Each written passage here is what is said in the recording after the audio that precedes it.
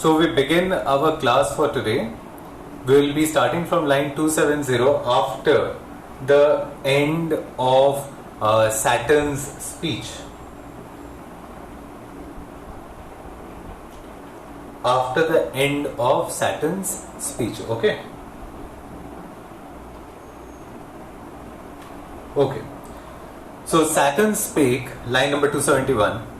So Saturn spake, and him Beelzebub thus answered. In fact, last day, if you people remember, I discussed about epic similes.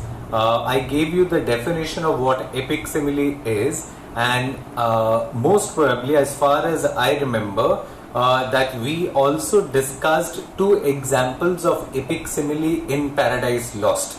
Okay, we gave you two examples from Paradise Lost of epic simile. Today we will also be dealing with some of the epic similes, and let me tell you one thing very clearly. Today we will be going till line number 340. Most probably I will try to cover 340. Next day onwards I will be completing the similes that we have in Paradise Lost. Okay, after we complete today till line number 340, we will be left with only two epic similes that are there in Paradise Lost. So next day we will be completing the epic similes. Then we move on to the description of the fallen angels, which will take another class. And lastly, we will discuss the creation of Pandemonium. We will discuss the creation of a particular building which is called Pandemonium. So in total we have 3 more classes of Paradise Lost, and then we come to the end of Paradise Lost, because these are some of the sections that need to be stressed, and the rest of them we have already done. We have completed Saturn's first speech, second speech, third speech. Saturn's fifth speech is very important, and that we will definitely do when we will discuss about the building of Pandemonium. Okay, so today we will be going through with Beelzebub's speech first. Leader of those armies bright, which but the omnipotent none could have foiled. If once they hear thy voice, their liveliest pledge of hope in fears and dangers, heard so oft in worst extremes, and on the perilous edge of battle when it raged, in all assaults their surest signal. Now the lines that I did read just now, the meaning of this line is very clear. Since it's an epic, the scope of an epic is quite broad. So a particular line can be extended to a whole paragraph. Okay, but the meaning of this particular line is Beelzebub is actually requesting Saturn to use his voice to raise the other fallen angels who are still in an unconscious state, because Saturn's voice has been their surest signal. So by surest signal, what do I mean? I mean the voice of Saturn, because it was Saturn who encouraged, it was Saturn's voice which led these particular angels to revolt against God. That means Saturn has the power to persuade people. Saturn can persuade people. So the same signal, the same voice can also be used to raise the fallen angels from their unconscious state. This is what Beelzebub tells Saturn. Okay, so their surest signal, they will soon resume new courage and revive, though now they lie groveling and prostrate on the yon lake of fire. As we erstwhile, astounded and amazed, no wonder, fallen from such pernicious height. Actually, Beelzebub reminds Saturn of the fact that they themselves were in an unconscious stupor when they fell into heaven. So since they were unconscious, so logically following, the angels who have also fallen from heaven are in an unconscious state. So it is Saturn who can actually raise the unconscious soldiers from their sleep or from the unconscious state through his voice, because Saturn's voice is the voice of a commander, is the voice of a leader who persuaded them once to go against God, and they did follow Saturn in going against God. So it might be that after they listen to the war cry of Saturn, they might once again be ready to fight against God. So Saturn's voice is the surest signal here. So here Beelzebub's speech ends. Okay, here we come to the end of Beelzebub's speech. Okay. His cars had ceased when the superior fiend. Now, who is this superior fiend? The superior fiend is Saturn himself. We are talking of Saturn himself.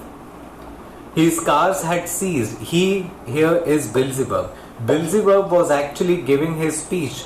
Even before Beelzebub ends his speech, we find that Saturn is moving towards the shore, towards the land.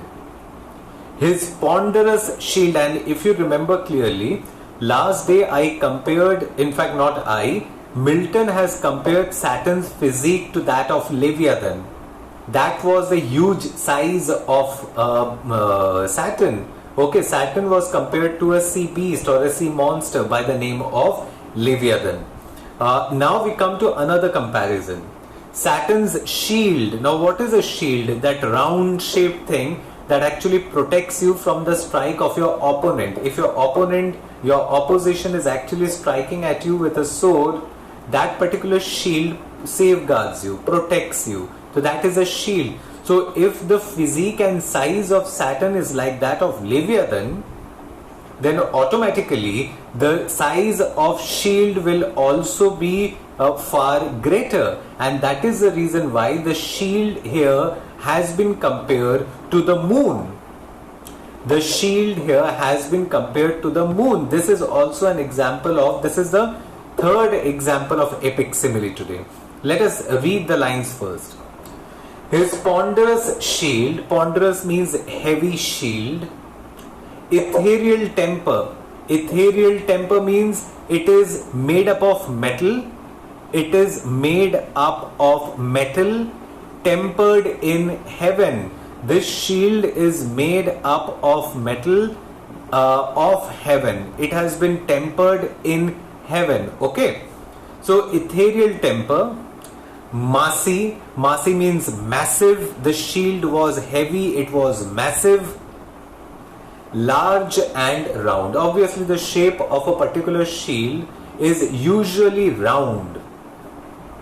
Behind him cast, and usually the shield is cast behind the soldier's back. Okay, when they are not fighting, you will always find that the shield is placed behind, not in front. Okay. The broad circumference hung on his shoulders like the moon. This is what I was trying to tell you, that the shield is such a heavy thing, such a massive thing, that it has been compared to the moon, whose orb through optic glass. Here optic glass stands for telescope. Optic glass here stands for telescope. Through optic glass, the Tuscan artist. Now you have to remember that the artist who lives in Tuscany, or the artist who lived in Tuscany, what was the name of that particular artist who lived in Tuscany? It was Galileo. Okay, it is usually believed that Galileo was the man who saw the moon through his telescope. But we need to remember that Galileo was not the inventor of telescope. He was just the modifier of telescope. Telescope was present even before Galileo. So the shield is being compared to the moon. Which moon? The same moon that Galileo had seen through his optic glass. Now optic glass stands for telescope, and Tuscany artist here stands for Galileo. Okay. Tuscan artist views at evening from the top of Fiesole or in Valdarno. Now there are names of places. Fiesole and Valdarno. Now we need to write it down. Fiesole is actually the northwest of Florence. Fiesole is situated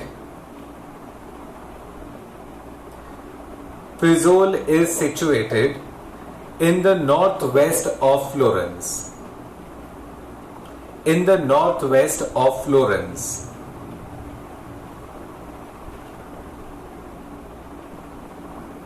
Okay, and Valdarno is actually a valley, Valley. Valdarno is a valley. Valdarno is a valley near Italy. Valdarno is a valley near Italy. Italy, Italy. Okay, now we need to write down certain lines from line number 284 to 291. Line number 284 to 291. Okay, let us write 2 or 3 lines on this particular epic simile that we have here. Okay, so write it down. Saturn's massive shield, Saturn's massive shield, SHIELD, Saturn's massive shield is tempered in heavenly fire, is tempered, TEMPERED, is tempered in heavenly fire, is tempered in heavenly fire, is tempered in heavenly fire, full stop. It is compared to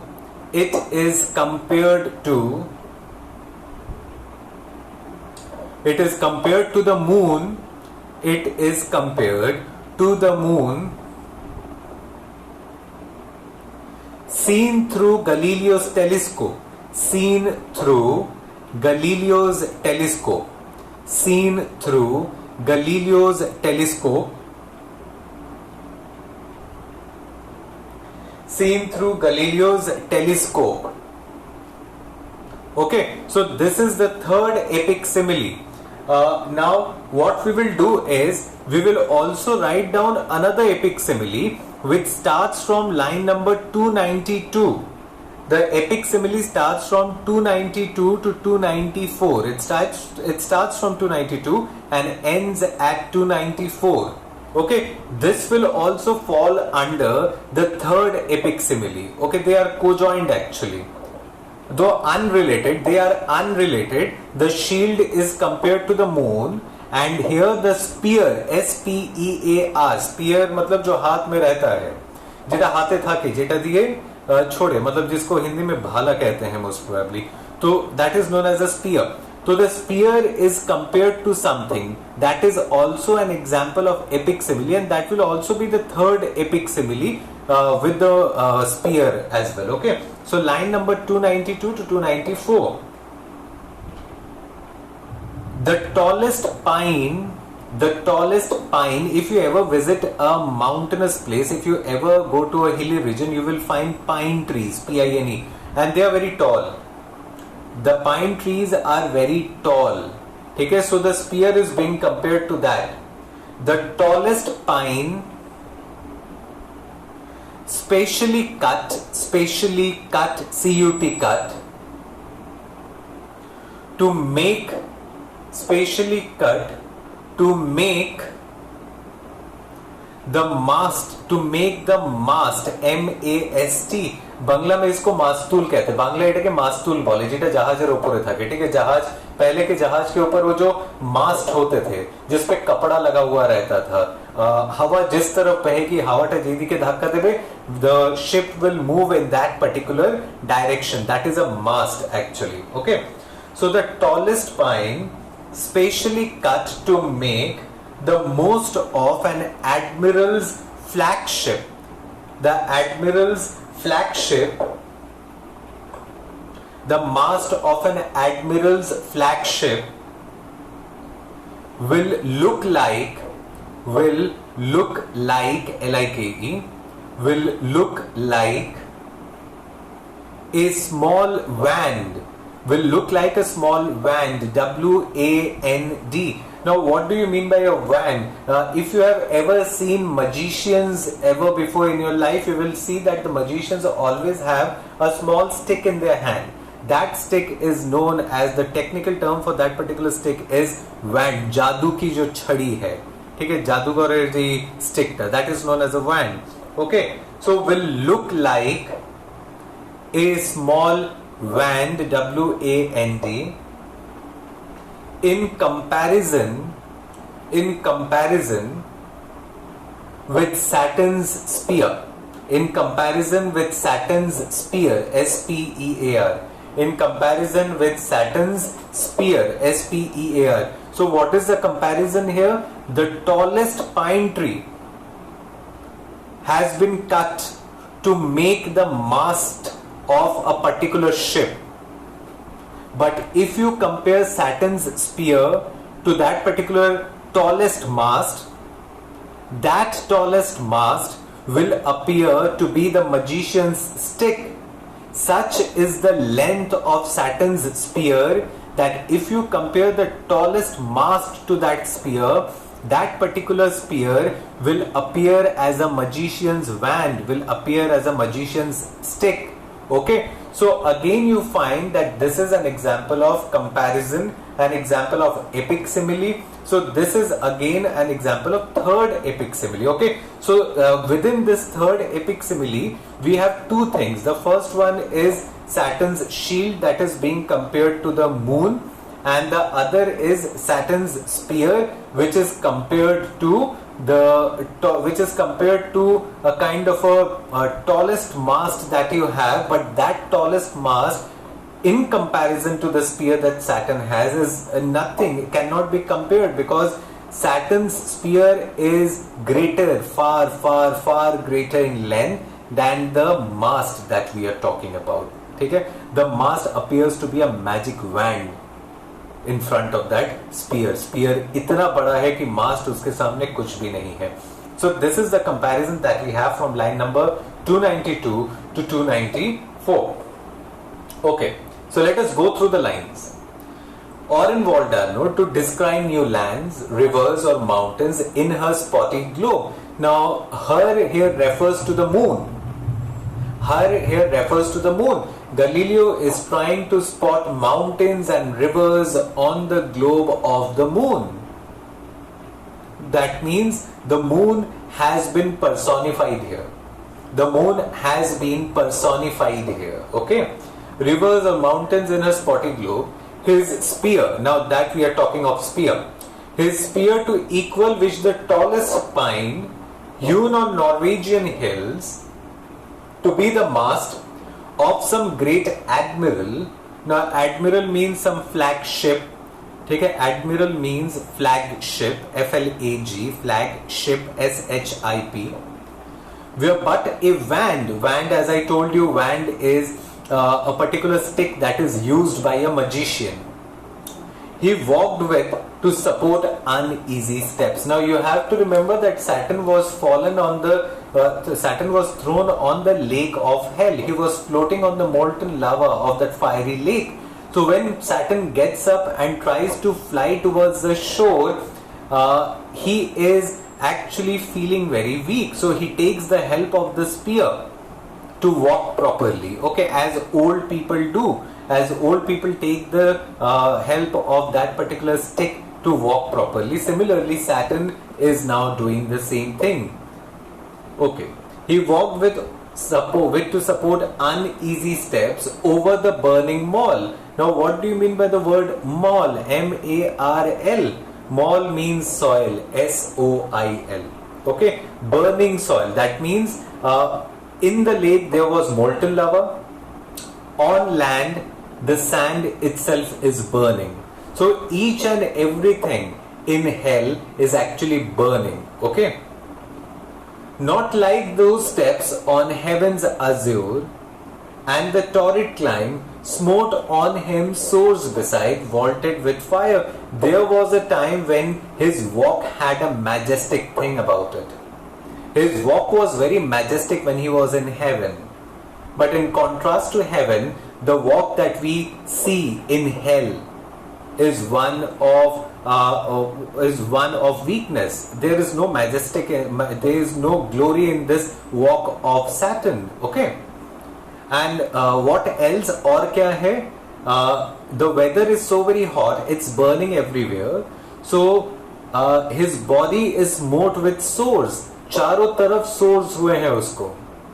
ठीक है, बेशी हाटले पाए फोशका पड़े प्रत्येकटा জায়গায় each and every places you will find sores on him. ठीक है, हम लोग के पैरों पे जब छाले पड़ते हैं तो कितना दर्द होता है, और उसके पूरे शरीर में छाले पड़ गए हैं. sores besides vaulted with fire. तारों पर अब the thing is कि they are still suffering, they are still in fire.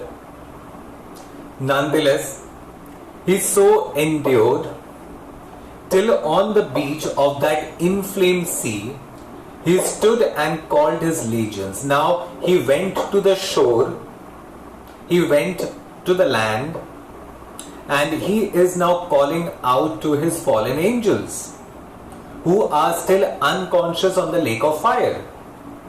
Okay, angels forms who lay entranced, thick as autumnal leaves that strew the brooks in Vallombrosa. Now you need to underline this particular line because this is again an example of epic simile. This is the fourth epic simile here, and we need to write down this epic simile. Okay, we need to write it down. Line number 302 to 304. John Milton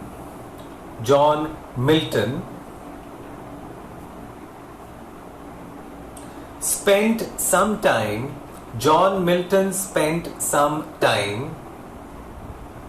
near the valley of Vallombrosa. John Milton spent some time near the valley of Vallombrosa. Now Vallombrosa, the spelling is very much there in your text, so you can quote it from there. John Milton spent some time near the valley of Vallombrosa. Full stop. Vallombrosa means MEANS. Vallombrosa means shady valley. Vallombrosa means shady, SHADY, shady valley, VALLEY. Vallombrosa means shady valley, VALLEY. Full stop. In this epic simile,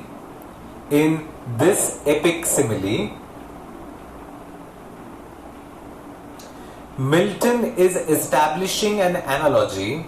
Milton is establishing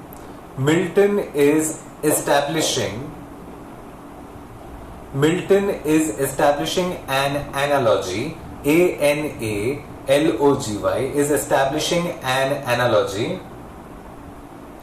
between the fallen angels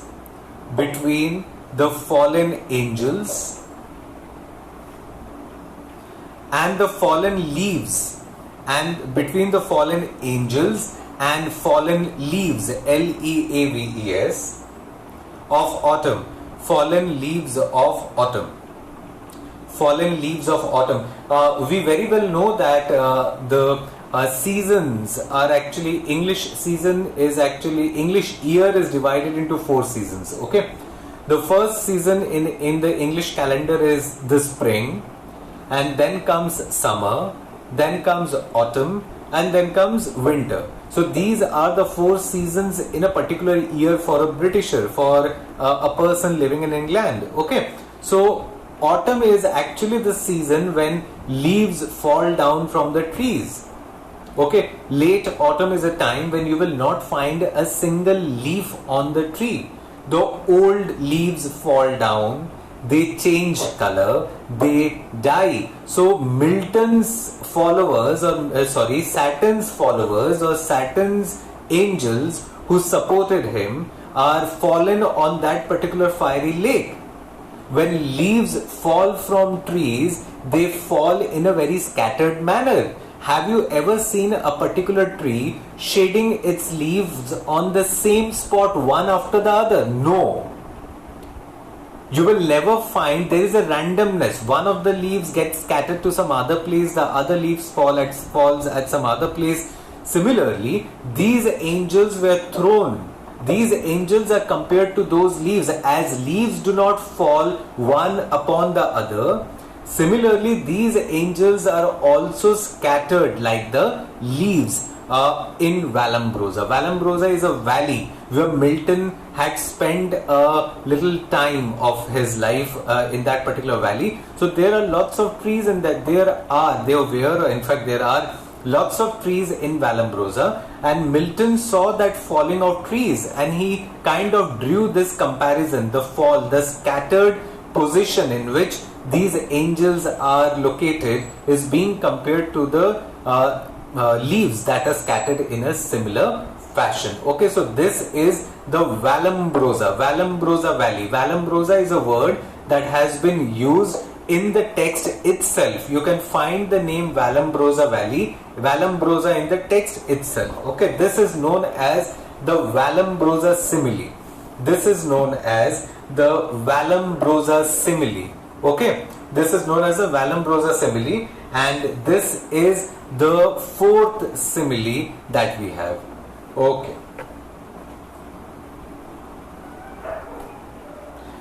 Now we move ahead. So his legions, angels form who lay in trance, thick as autumnal leaves that strew the brooks in Vallombrosa, where the utrian shades high overrugged embower. Or so Vallombrosa simile ends here, embowered. It is here, high overrugged embower. It is here that Vallombrosa epic simile ends. Now we move on to the fifth epic simile that we have. The fifth epic simile starts from line number 304. The fifth epic simile starts from line number 304, and again we need to first write it down in order to understand the fifth epic simile that we have. Now if we recount the epic similes that we have covered, the first epic simile was Leviathan simile. Okay, if you remember clearly, the first simile was that of Leviathan. What was the second simile, if anyone can tell? Do you remember the second epic simile? What was the second epic simile that we discussed last day? I suppose you people know that. What is that? The first one is Leviathan, as I told you. The second one? Think over it.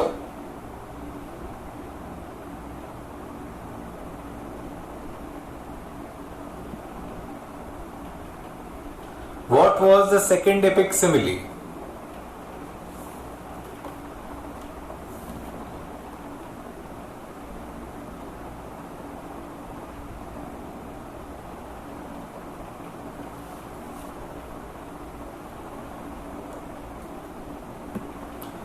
So if you know the answer, you can write it down in the comment section. The first is Leviathan, as I told you. The second, you can write it down in the comment section, following the other epic similes. We have completed 4 epic similes if we take into account the Vallombrosa simile. You need to write down the names of all the similes. Okay, first epic simile is the Leviathan one. The second epic simile, the third epic simile, the fourth. Okay, this will be your homework, by the way. You need to write down the names of all the epic simile and the comparison that we are actually giving, the analogy that Milton has actually given us, and as I am explaining it to you, that will be your assignment for the next day. Okay. Obviously the second you will write it down. I will not tell you what was the second.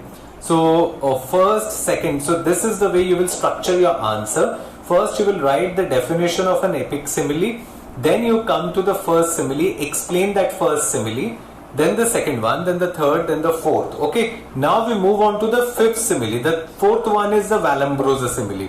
The fifth one is a simile that is related to Moses and his people. If you remember, in our very first class, I told you that Moses along with his people crossed the Red Sea. but the king of Egypt was reluctant to leave them. So he pursued them. He kind of chased them. But what happened to that Egyptian king who was chasing Moses and his men? So now we come to the fifth simile that deals with Moses' story once again. We once again go back to Moses' story. So first we will write it down. We will write down the fifth epic simile, and then we will explain what is the comparison that is being referred to here. Okay. So line number 307 to 311. Line number 307 to 311.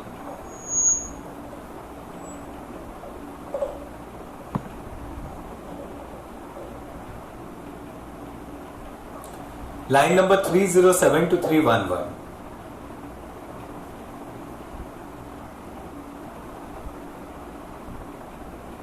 It recalls, the lines recall, the lines recall, R-E-C-A-L-L, the lines recall, R-E-C-A-L-L, the lines recall the safe passage, the lines recall the safe passage, the lines recall the safe passage of the children of Israel, safe passage of the children of Israel.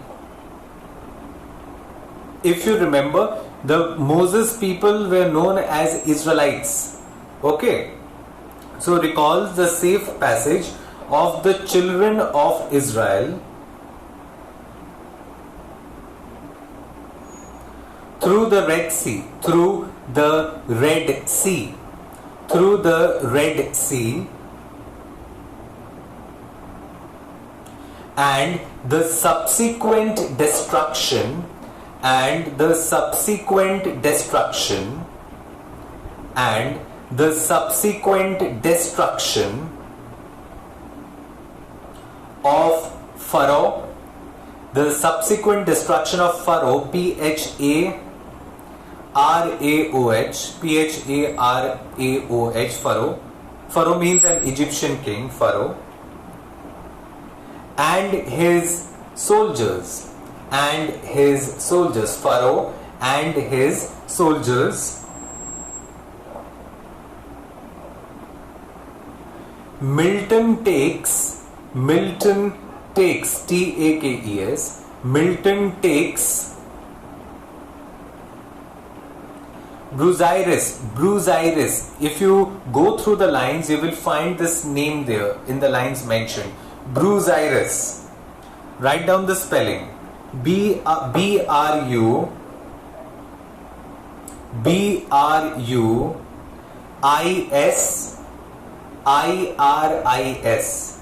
B-R-U-I-S-I-R-I-S. Busiris. Okay. So the name of the Egyptian pharaoh was Busiris. The name of the king who was reluctant to allow Moses to take his people to the promised land, the name of that particular king was Busiris. So Milton takes Busiris as a treacherous king, as a treacherous king, as a king who cheats people, as a treacherous, T-R-E-C-H-E-R-O-U-S,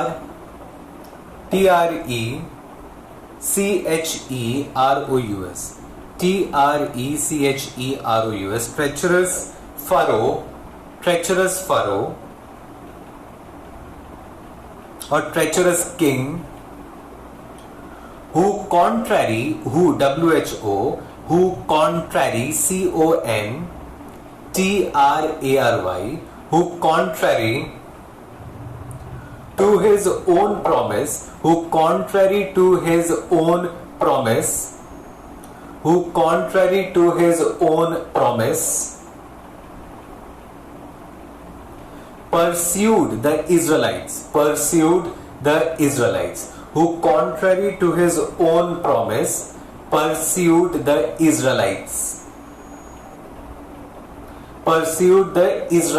Okay, within bracket you can write it down.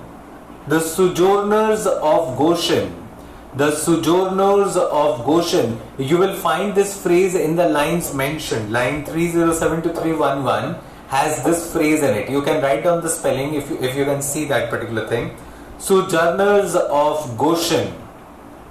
Sojourners of Goshen are actually referred to the Israelite. Sojourners of Goshen is referred to the Israelites. Contrary to his own promise, pursued the Israelites across the Red Sea. Across the Red Sea.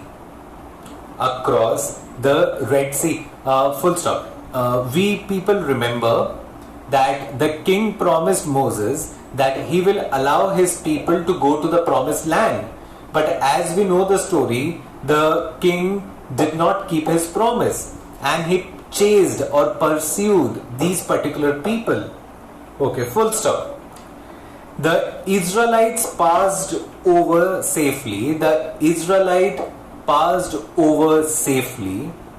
The Israelites passed, P-A-S-S-E-D. The Israelites passed over safely. The Israelites passed over safely.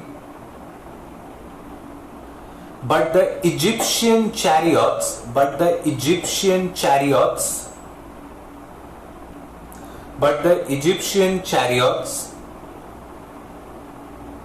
wheels, chariot wheels, W-H-E-E-L-S, chariot wheels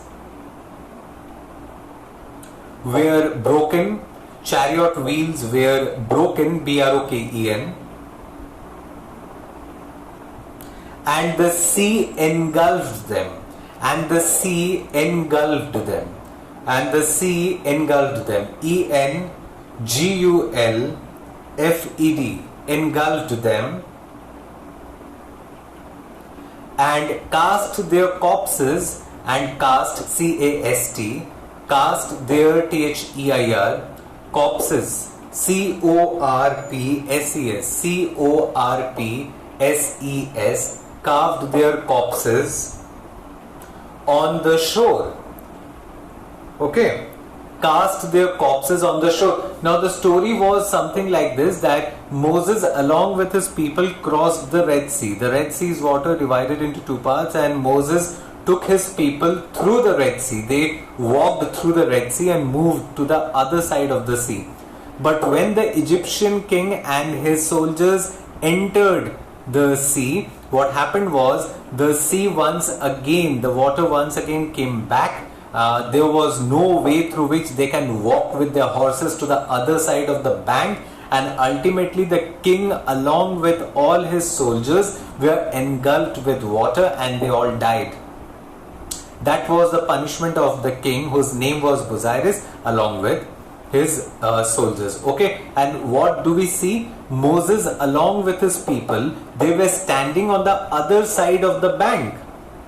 They were standing on the other side of the bank and they saw chariot wheels, the dead bodies of the soldiers floating on the sea. And that is the condition of the fallen angels also. They are floating on the fiery lake. So this is the comparison actually. Okay, this is the comparison that we are doing here. The fallen, the dead corpses, the corpses of Egyptian soldiers floating on the waves of the Red Sea is being compared to the fallen angels who are still floating in the fiery lake. Okay, so that is the comparison here, and this is supposed to be the fifth epic simile. This is the fifth epic simile. Okay, now we will go through the lines once. Okay.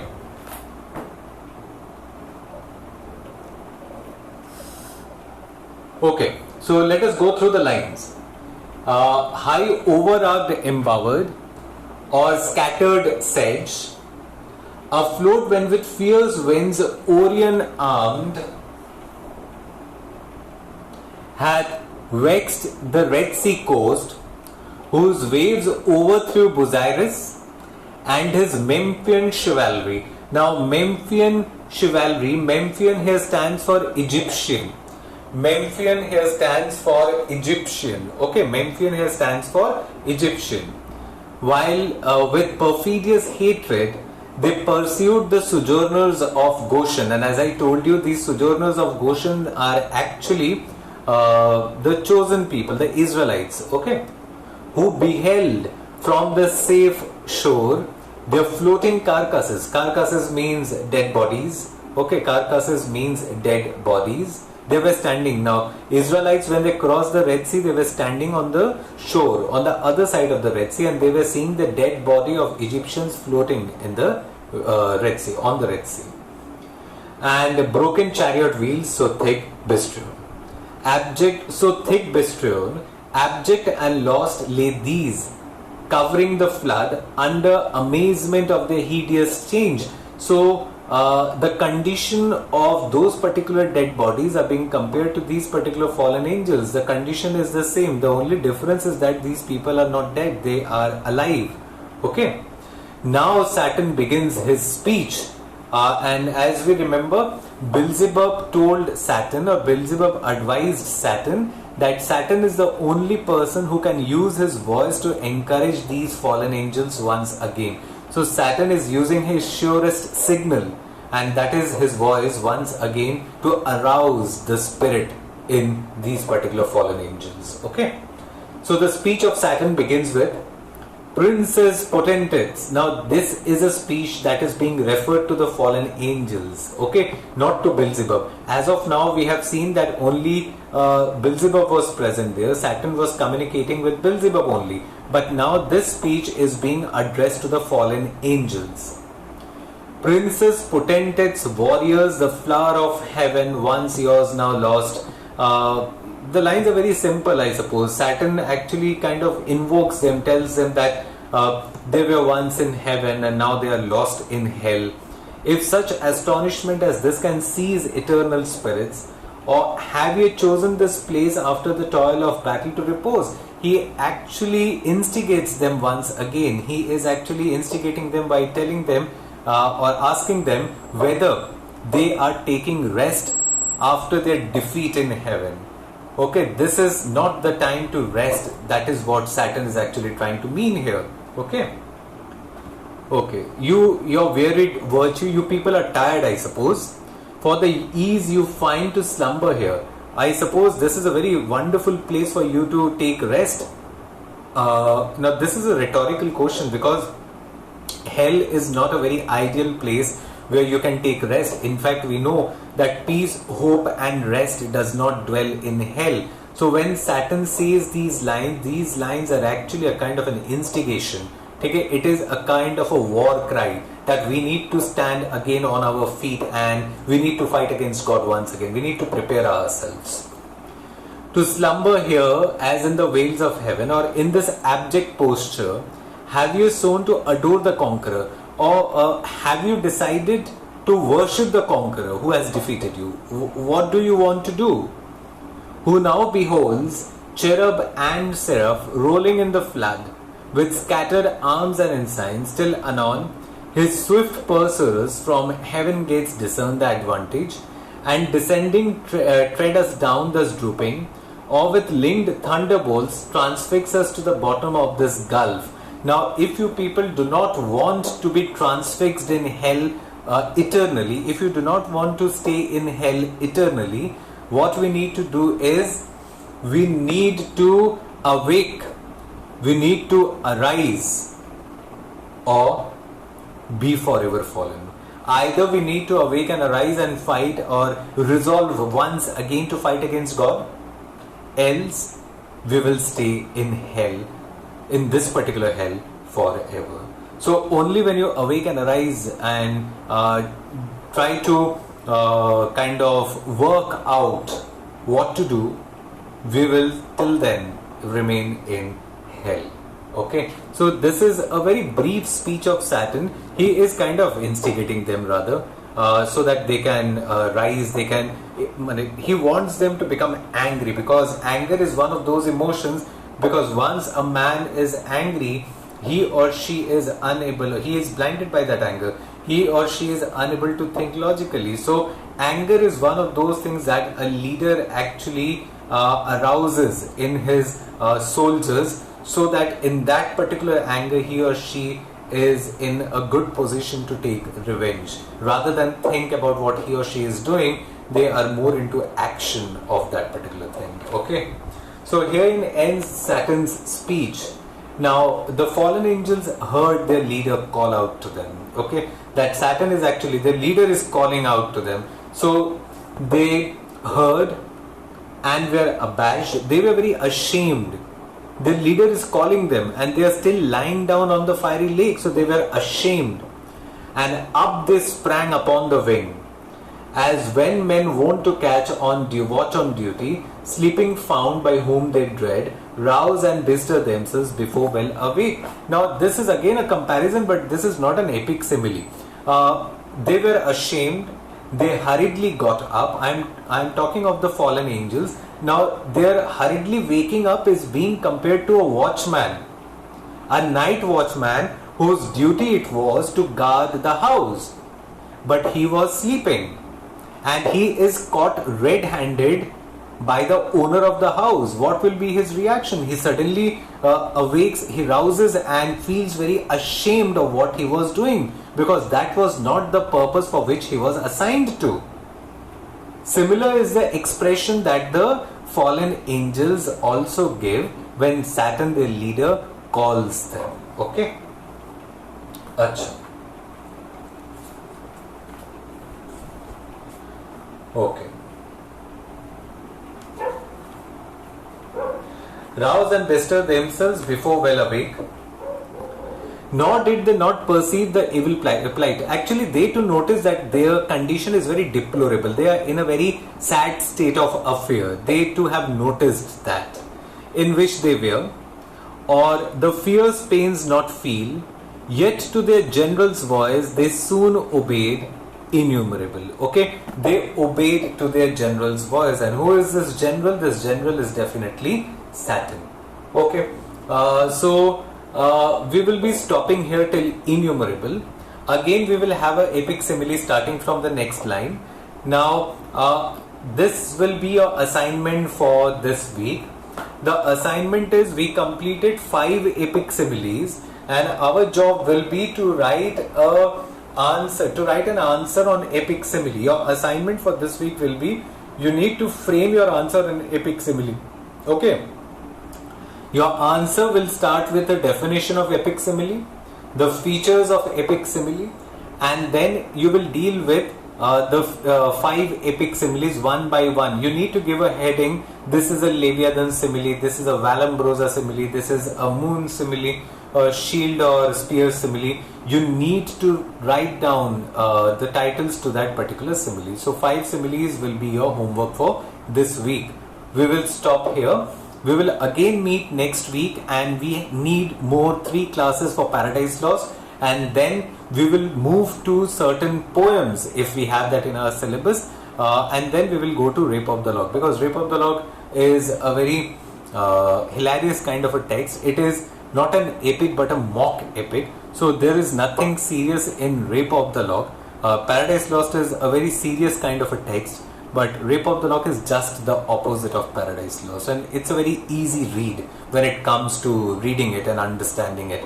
Paradise Lost becomes a bit difficult for you to understand it by yourself alone, but Rape of the Lock is one of those texts that you can go through all alone. It's about cutting off the locks of a particular woman called Belinda. So we will go through that too. It's an interesting study. We people will laugh at it. There's lots of humor in that particular text, so we will be doing that also. So with this we end this lecture of ours. Ending line today will be 338. 338 will be the ending line today. So 338, we stopped at 338. Yes, I think you need to discuss each and every simile till simile 5. 5 simile, we discussed 5 similes, so all the 5 similes need to be answered. Okay, we will be stopping here. Thank you. Have a nice evening ahead.